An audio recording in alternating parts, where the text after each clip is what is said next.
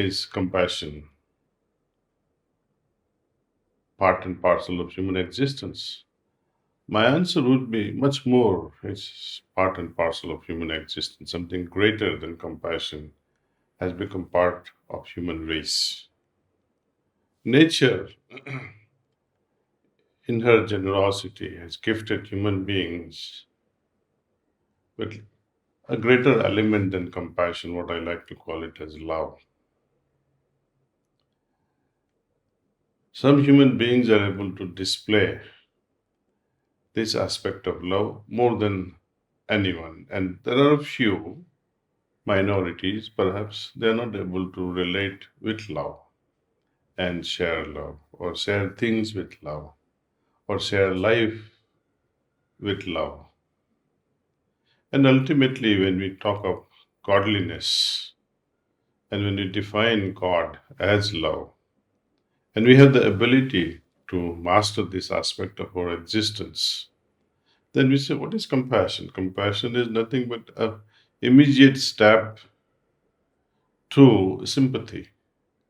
When you observe and someone is in pain, you sympathize. Compassion is something a bit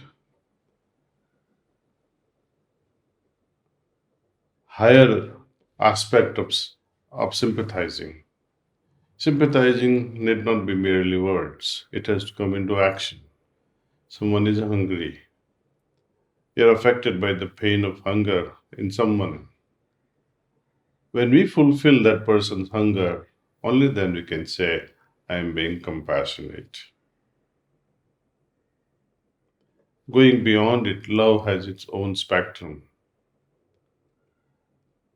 Fundamentally, we are all endowed with love. Unfortunately, we do not even settle down at sympathetic level. Forget empathy, forget compassion, etc. So, despite of having such a beautiful gift from nature, we starve ourselves because it is in the state of love that we individually can flourish, individually can evolve.